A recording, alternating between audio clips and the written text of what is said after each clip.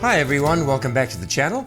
It's Thursday today. This is the last of the tip of the day before the weekend. I got a very interesting topic today, and I think that I don't know that there will be more than 1 in 500 that actually know this information, because it's not found in the manual. Remember that thing that you guys read from cover to cover, your Model 3 owner's manual?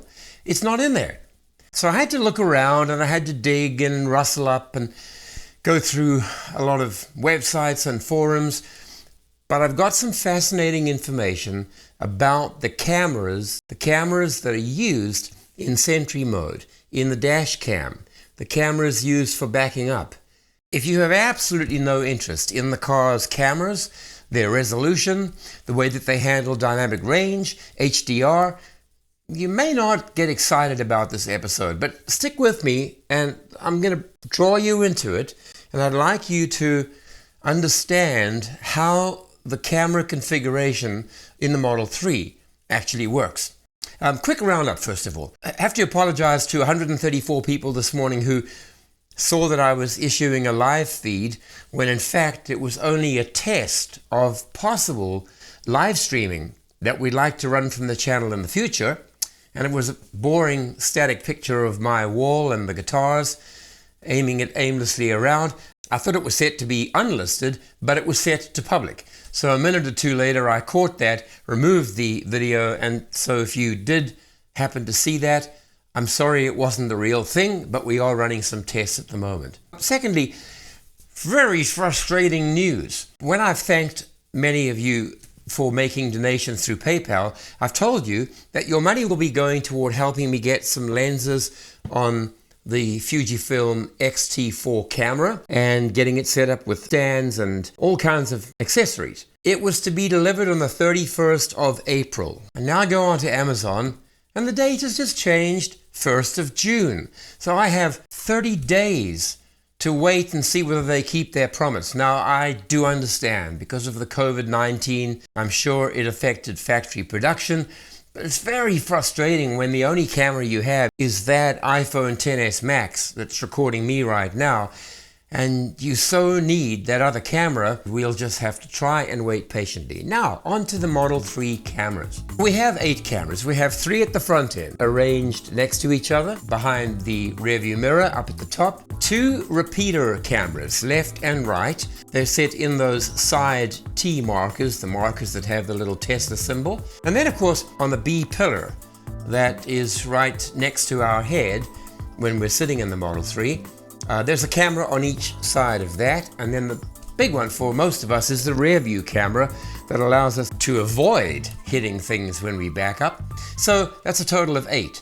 Here are some questions. Tell me if you know the answer to these. What is the resolution of the front cameras? What is the field of view of any of the cameras? In other words, how wide an angle do they get to see? How well do they handle high dynamic range situations? HDR, you've seen the term. It means situations in which there are extremes of darkness and brightness, a high dynamic range of light, of tones. Well, most of us don't know the answers to that. So today, I'd like to cover the technical specifications on the cameras, talk a little bit about who makes them, why they were chosen, find some very interesting things about it. Forgive me for having a bunch of notes, because this is not the kind of stuff you can just memorize, and I don't have a teleprompter. So it's called the triple forward camera. Here's a company, SYSTEMPLUS Consulting, and their job was to disassemble the entire front camera assembly and to produce a report and a costing analysis and a teardown. I was horrified to find how much it would cost me to get that report. If I want the full report, and let me show you this here. If I want the full report, it is going to cost me H2, H3. You won't be able to see this, but let me try holding it up to the camera. 3,990 euros to order the full structure, process, and cost report of the Model 3 triple forward cameras. Wow! Well, I'm going to share with you the basics of that free of charge. No charge at all. So, first of all, the three cameras in the front. Did you know that each of the three have different fields of view? Now, we talk about field of view, we're talking about the angle that the camera can see up to, so from there to there. So 30-degree angle might be something like that. 90-degree angle would be quite a broad coverage. Let me give you the fields of view of the three cameras. First of all, you've got a very narrow camera, which means kind of it's limited to a smaller range, almost telephoto, you'd think.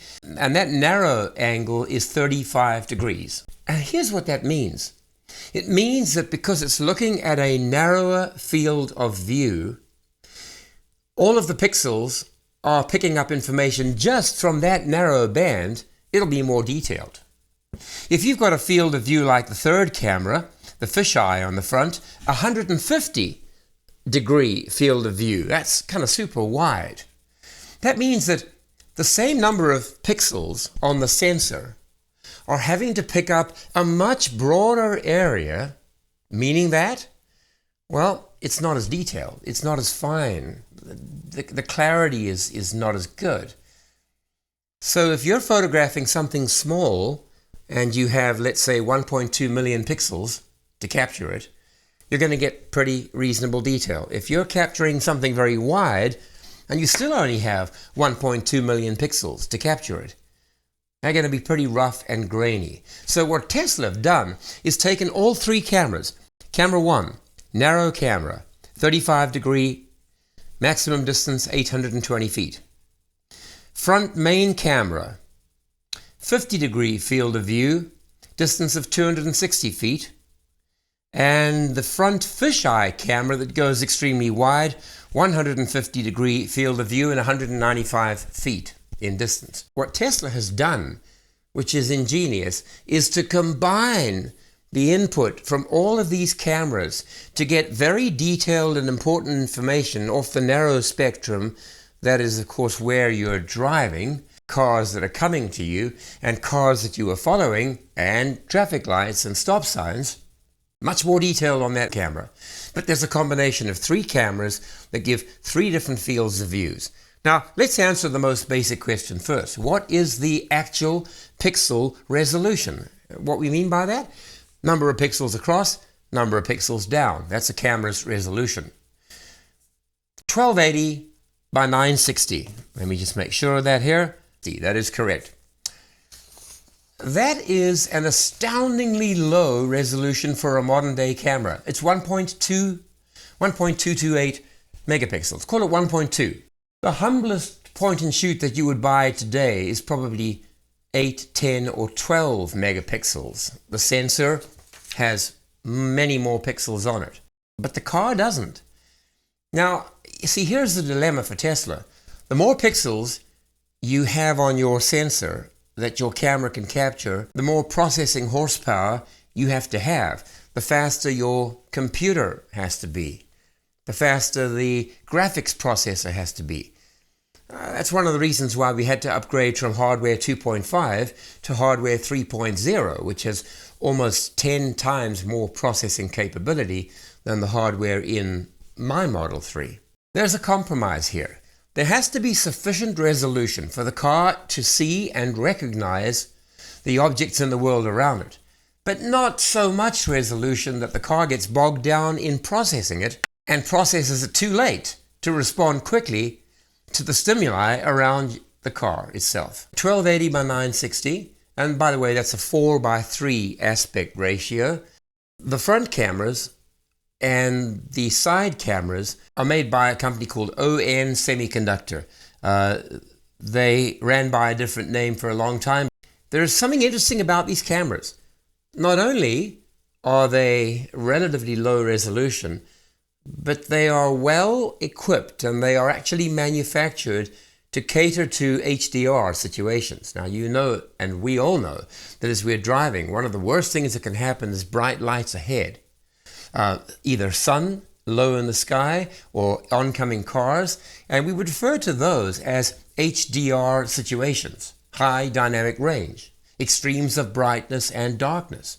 Well, the cameras, both the back and the rest of the cameras are manufactured to cope with high dynamic range situations. The camera might be low resolution, but it's high in the ability to produce automatic white balance, HDR adjustments, and to record at 30 frames a second. It also has the ability to shoot in very low light settings, So automatic white balance adjustment, low light setting capability, good performance and adjustment in high dynamic range situations, but again, a modest resolution for the camera. The rear camera is made by Omni, so it has a part number OV10635. I'll put some links down below. Those who are really interested, you can go and read the finer details. I just don't want to lose all of you getting too deep in the woods on this. It's also a CMOS sensor, and Tesla uses 1160 by 720 by 30 frames per second when it records. What is the significance of all of this? Well, it's an understanding that Tesla has had to very, very carefully balance high enough quality and resolution of camera, meaning pixels, meaning resolution, with the ability to process all that information in the computer hardware, in the 2.5 hardware or the 3.0 hardware. It's a very fine balancing act. What it means is that we could have had higher resolution, better cameras, but we would have had a computer that had to be 10, 20 times more powerful just to process it. And clearly the engineers at Tesla understand that having sufficient visual detail through the cameras, the lenses, and the sensors that the computer can process and come to split-second decisions was more important than gorgeous-looking pictures or dash cam footage that we can make HD documentaries from. And so when you next criticize the low res on the cameras and the fact that the dash cam footage looks awful and kind of grainy, it wasn't for your benefit. It was for the benefit of the onboard computer that processes and comes to life and death decisions. That's why those lenses and those sensors were chosen. More important to Tesla was the fact that it could adjust the color, so white balance, that it could shoot in low light, which is what we frequently travel in. Thirdly, that it could cater to high dynamic range situations and environments with low light shining directly at the cameras. And all of these things were much more important than 20 megapixel images and high definition resolution in our Sentry cam footage. If you're interested in greater detail and getting into the nuts and bolts, go down into the description. I've put links to all of the websites that I used in the research. No, none of this is available in the owner's manual. It's not the kind of stuff Tesla think you'll be interested in. I happen to believe that that's not correct, because I think for most of us today that work in the field of digital cameras, we all know what megapixels is. So the last time I heard of a 1.2 megapixel camera was 20 years ago when I began my digital school, and I had a tiny little crappy Kodak camera and then a Samsung camera that had 1.2 megapixels. But remember, our cars have 8 of these cameras. So it's 8 times the information being fed in and processed and turned into something usable that can guarantee your and my safety as we travel. So if you have any other questions, please feel free to put them in the comment section below. I would be happy to go into more detail and more specifics for those of you that want that kind of information.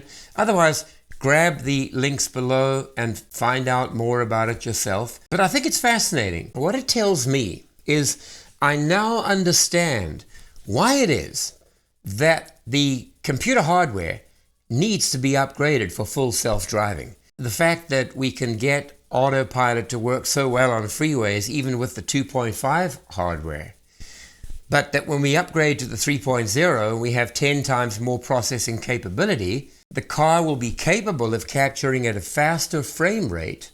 In other words, taking more pictures, processing that information, being able to arrive at split-second decisions based on more information from the cameras. And Elon has placed his bets on visual camera data gathering as opposed to LiDAR, which is the basis of many other autopilot approaches. So he's chosen not to go with LiDAR, but to go with radar and visual input. So I hope you found this interesting. And so here's the tip of the day, because you're thinking, what the heck has this got to do with tip of the day? Nothing to do yet. Yes, there is. It's our responsibility to make very, very sure that we keep every camera lens clean and unobstructed. And so before you set off on a journey, get a damp cloth, walk around to the rear view camera, wipe the lens. Do it for the ones on the A pillar. Do it for the ones in those little side units that have the letter T on them. Clean those. Clean the windshield at the top where 3 cameras are peering through. And so to the extent that we ensure that our lenses are clean, to that extent, the car will be able to keep us safe. And so here's the limitation, as far as I'm concerned, of autopilot. And I believe now the rear view cameras now have a built-in heater, but not all of the cameras. Here's the limitation. If we make Model 3 blind by not letting it see through its lenses, not letting it detect things through its 12 sensors around the car, we don't have autopilot. We don't have self-driving. We're back to driving it ourselves. I frankly don't know how Tesla is going to overcome that. In other words, extreme driving conditions may forever be beyond the reach. But there are smarter people than myself that will obviously be paying lots of attention to that issue. So, hey, that's it for today. Thank you very much for watching again. Use the referral code down here if you're about to get a new car. Gives you 1,000 miles of free supercharging and gives you the experience of how the supercharging network works. And you can enjoy a holiday that's free of any kind of charging costs once summer comes around and once we're allowed out of isolation. So that's it for today. Thank you so much again. I will see you on Monday.